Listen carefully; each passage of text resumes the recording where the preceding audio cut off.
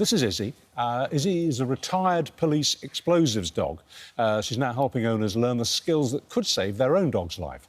She's gone from protecting royal palaces to teaching pet first aid alongside her owner, trainer, Paul Watts. But not all retired police dogs get the same care. The Thin Blue Paw Foundation is calling on the government to fund pensions for these four-legged heroes.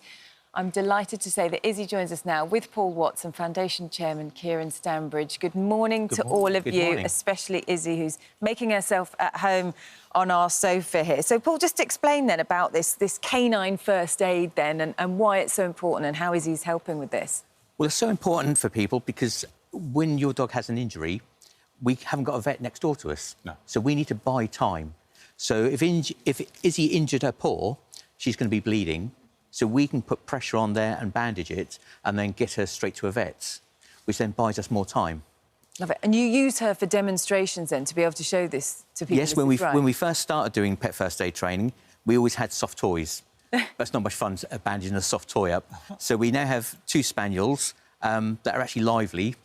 And the problem is, if you try to bandage her paw, she's going to be wiggling around in real life. So having a real-life dog really, really helps. So you've obviously trained her to be... She's very tranquil, isn't she? She is, yes. Yeah. Although you did say if you show her a ball... Yeah, she'll be off. Tranquility goes. She'll do her own thing. Tell us about her work... Before we have a little demonstration of how you use her, tell us about her work as an explosive sniffer dog. So she worked with the Norfolk and Suffolk Joint Constabulary. She was a explosive detection dog for the Royal Estate in Sandringham.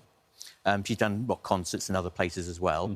But then 6.5 years into her journey, she just stopped scenting. She just didn't want to do it anymore. Didn't want to do it? Just didn't want to do it. How did she show that? How did she display that? Because she took lots more training, because obviously they have to be re-licensed and retrained, and she was taking more than what a normal dog would take. And is that because she just got bored with it? Most probably. Yeah? So how did you come across her then? I've contacted the police, and they all know me. And I'd always put my name down for Izzy when she retires, which should have been in another 4 or 5 years' time. Because they live to be, what, between 12 and 15? Yeah, up to about 15 spaniels. And she's 7 now, isn't she? Yes, so she got a lot of retirement left in there. Right, OK. And she had a medical issue, though, didn't she? Yeah. Not long after you got her? So when I got her, not long after I had her, we found that she had an abscess under her left eye, and we found she had 2 hairline cracks in her premolar tooth. OK. So you got that sorted? We got that sorted with the help from Thin Blue Paw. Well, I was going to say, because that's the situation that actually, you know, these dogs, they do an amazing job, don't they, throughout their lifetime.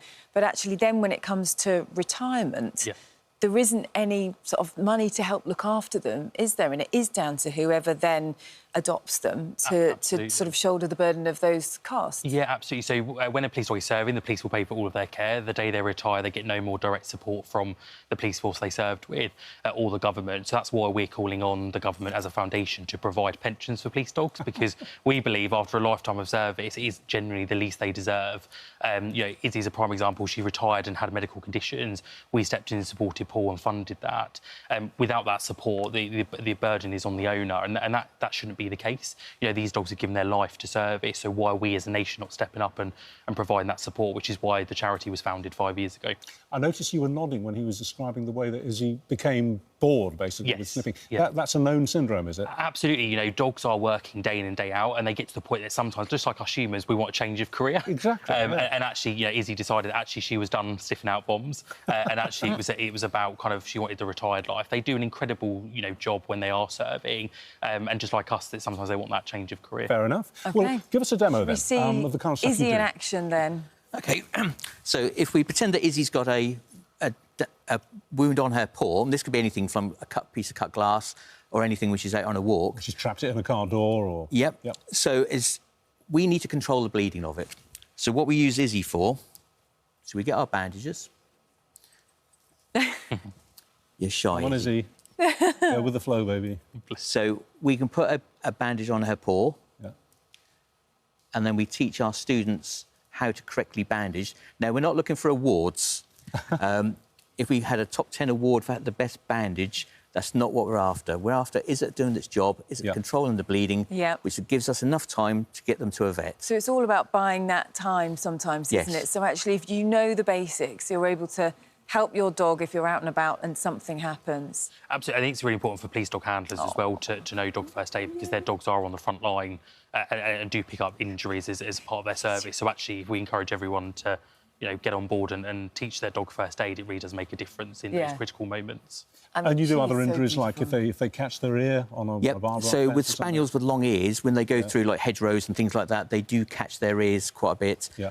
The skin is very thin and it bleeds quite a lot. Right. So we teach how to do ear bandaging. We teach you to do broken legs, resuscitation, all sort of things to buy you time before we can get to a professional vet. Oh, it's beautiful. Well, Izzy, good luck with the rest of your second career. It's interesting, isn't it? Because she's so beautiful-natured, and you'd sort of think if she'd been a service dog that she wouldn't necessarily be a great pet, but actually beautiful. Thank you, Izzy, for coming in and showing us how gorgeous you are and what a great job you've done.